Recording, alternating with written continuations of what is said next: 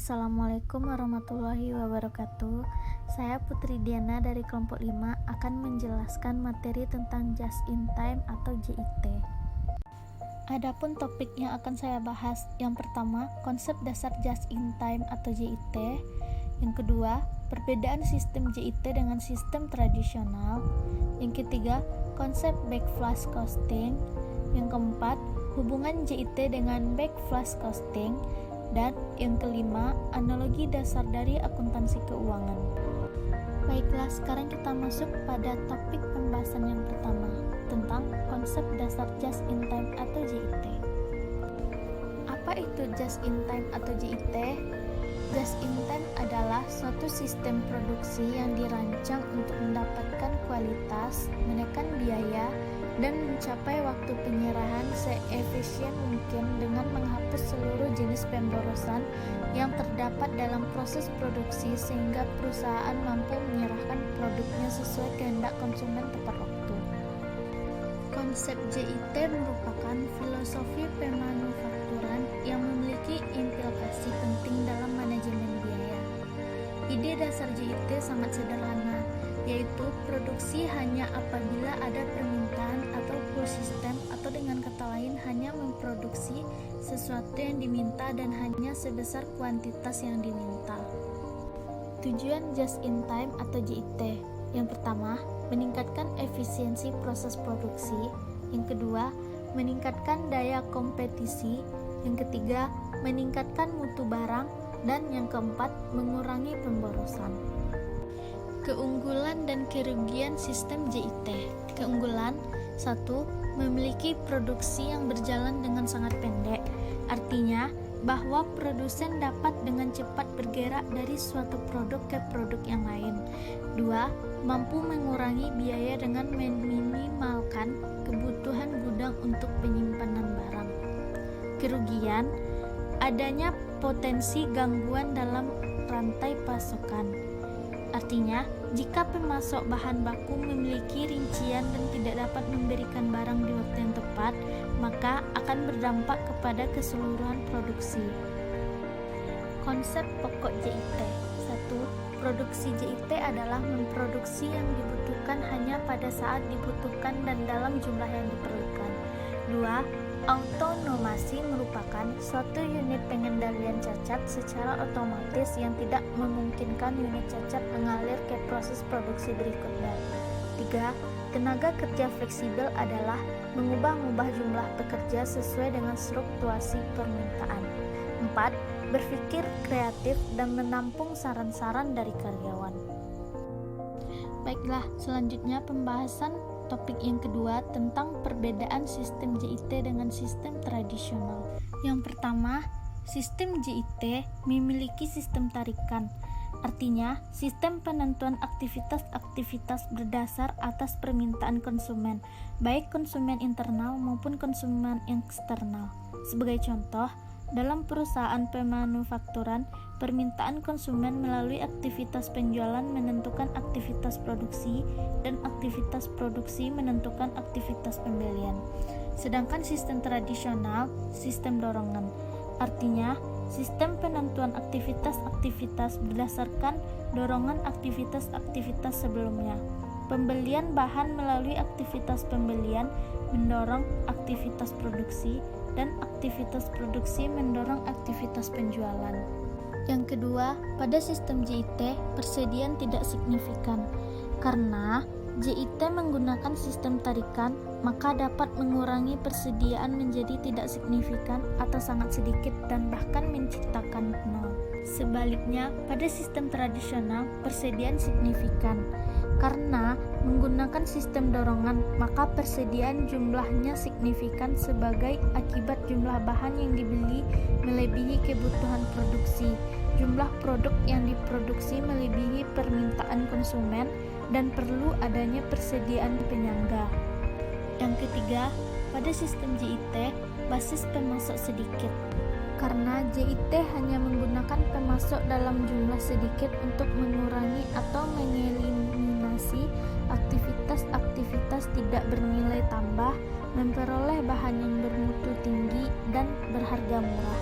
sedangkan sistem tradisional menggunakan banyak pemasok untuk memperoleh harga yang murah dan mutu yang baik.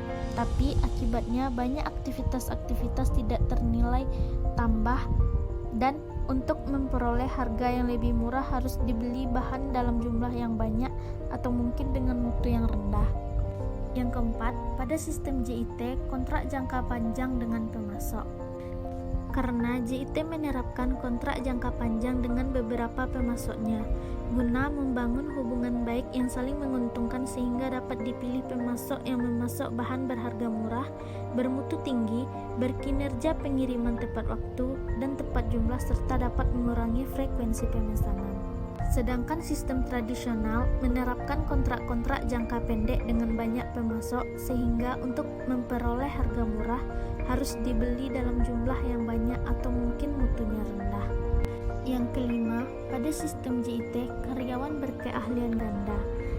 Sistem JIT menggunakan sistem tarikan waktu atau bebas harus digunakan oleh karyawan struktur seluler untuk berlatih agar berkeahlian ganda sehingga ahli dalam berproduksi dan dalam bidang-bidang jasa tertentu, misalnya pemeliharaan, pencegahan, reparasi, stop inspeksi mutu.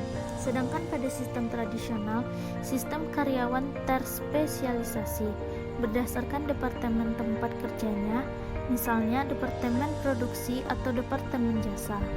Yang keenam, pada sistem JIT keterlibatan karyawan tinggi.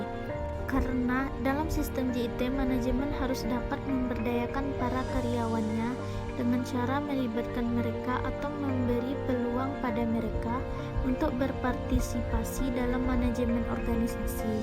Sedangkan dalam sistem tradisional keterlibatan dan pemberdayaan karyawan relatif rendah karena karyawan fungsinya melaksanakan perintah atasan.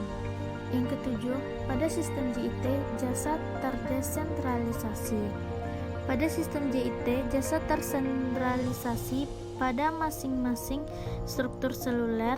Para karyawan selain ditugaskan untuk berproduksi, tapi juga harus ditugaskan pada pekerjaan jasa yang secara langsung mendukung produksi struktur selulernya. Sedangkan pada sistem tradisional mendasarkan pada sistem jasa tersentralisasi. Topik yang ketiga tentang konsep backflash costing. Apa itu backflash costing? Backflash costing yaitu suatu sistem akuntansi biaya yang menghilangkan beberapa pencatatan jurnal yang terkait dengan 4 tahapan pencatatan pembebanan biaya ke dalam produk. Karakteristik backflash costing: 1. Dapat dipakai pada perusahaan yang telah menggunakan sistem just in time. 2. Perkiraan material dan work in process dikombinasikan ke dalam satu perkiraan, yaitu raw and in process atau RIP. 3. Perkiraan persediaan tidak disesuaikan dalam periode akuntansi, tapi saldonya disesuaikan melalui ayat jurnal yang dibuat pada akhir periode akuntansi. Yang keempat, beberapa atau seluruh biaya produksi ditentukan setelah produksi selesai. Yang kelima, biaya konversi dibebankan dengan menggunakan perkiraan harga pokok penjualan. Yang keenam, estimasi biaya material dan konversi serta raw material yang belum diproses dilakukan pada akhir periode. Alternatif dalam backflash costing dengan penekanan yang berbeda pada pentahapan dalam trigger point. Yang pertama, trigger point dengan pencatatan jurnal pembelian material, penyelesaian produk jadi, dan penjualan produk jadi. Yang kedua, trigger point dengan pencatatan jurnal pembelian material dan penjualan produk jadi. Yang ketiga, trigger point dengan pencatatan penyelesaian produk jadi dan penjualan produk jadi. Berikutnya, materi yang keempat tentang hubungan JIT dengan backflash costing. Hubungannya yaitu dalam konsep backflash costing bisa diterapkan konsep just in time, yang mana konsep ini sasarannya adalah untuk meminimalkan persediaan dalam melakukan proses produksi seperti meminimalkan bahan baku, barang dalam proses produksi, dan barang jadi, bahkan jika memungkinkan persediaannya 0 atau zero inventory, sesuai dengan konsep backfast costing, yaitu mengumpulkan biaya produksi dengan proses produksinya yang sangat cepat dan memendekkan arus biaya produksi. Dengan diterapkannya konsep just-in-time dalam backfast costing, proses produksi menjadi lebih cepat sehingga lama waktu pemrosesan mulai dari bahan baku diproses hingga produk terselesaikan akan berkurang menjadi beberapa bulan, minggu, atau bahkan dalam hitungan jam. Sesuai dengan tujuan JIT adalah mengurangi waktu siklus total, terutama waktu proses yang signifikan dalam produk. Mengurangi waktu total siklus berarti mengurangi biaya dan meningkatkan daya saing. Topik pembahasan yang terakhir yaitu tentang analogi dasar dari akuntansi keuangan. Ada dua metode persediaan yang berbeda digunakan oleh perusahaan non-faktur, yaitu metode perpetual dan metode periodik. Yang pertama, metode perpetual.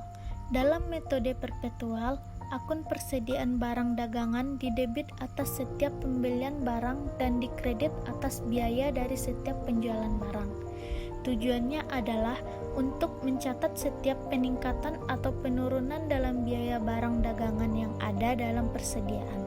Akuntansi terinci dalam jumlah yang signifikan dilakukan dalam metode ini, dan hal ini bisa dianalogikan dengan penelusuran terinci atas barang dalam proses yang diperlukan oleh perhitungan biaya berdasarkan pesanan dan perhitungan biaya berdasarkan proses untuk perusahaan manufaktur. Yang kedua, metode periodik. Metode persediaan periodik membiarkan saldo awal dari akun persediaan barang dagangan tidak berubah selama periode akuntansi. Penyesuaian di akhir periode dibuat agar saldo akhirnya sama dengan hasil perhitungan fisik. Harga pokok penjualan yang merupakan total aliran keluar dari barang dagangan untuk periode akuntansi tersebut dihitung dan dicatat hanya di akhir periode. Hal ini dilakukan dengan menambahkan saldo awal biaya persediaan barang dagangan ke total pembelian dan menguranginya dengan biaya persediaan barang akhir. Demikianlah pembahasan materi tentang just in time atau JIT. Sekian, terima kasih.